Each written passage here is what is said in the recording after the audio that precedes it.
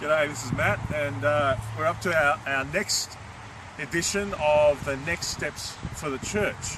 What we're doing in this is just raising a whole lot of questions about what does it mean to be the kind of church that Jesus has in his heart and mind for us to become as we move into the future.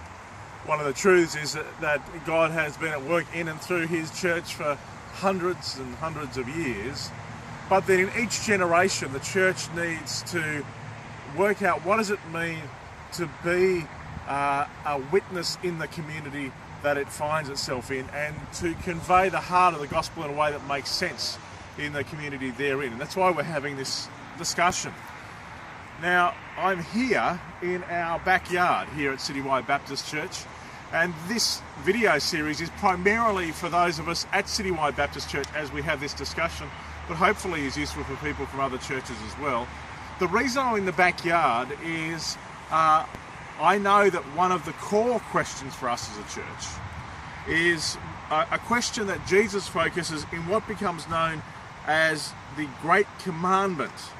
And what the Great Commandment is Jesus' response to the question that is posed to him.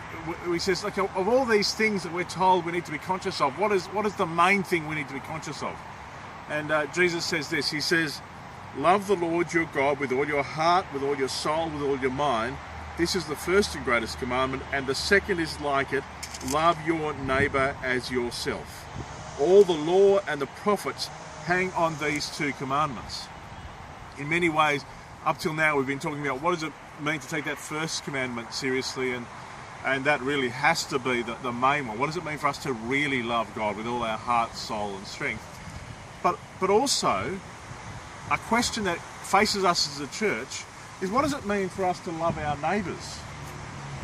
And I think we need to take a time to stop and ask the question, what if Jesus meant that we were to love our actual neighbours?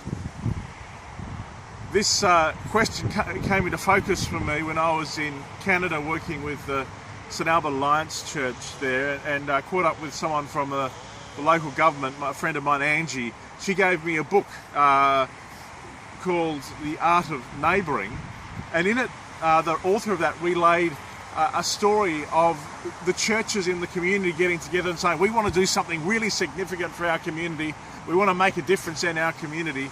And they invited the mayor to come and talk to all the church leaders, and they wanted for him to show them how to make a difference in their community and do something significant.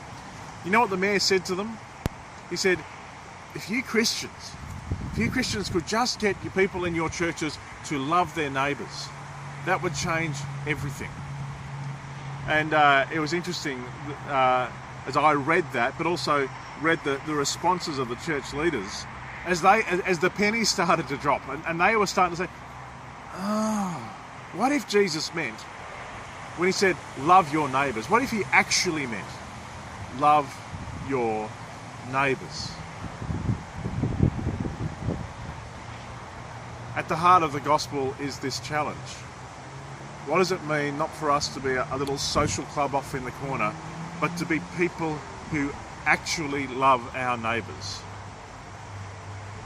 And I think as we talk about the future of the church, this is a central question for us to wrestle with. What does it mean for you to love the people you live near, the people in your street? What does it mean for you to love the people you bump into at work every day, or the people that you buy your cup of coffee from? What does it mean for them to experience love from you?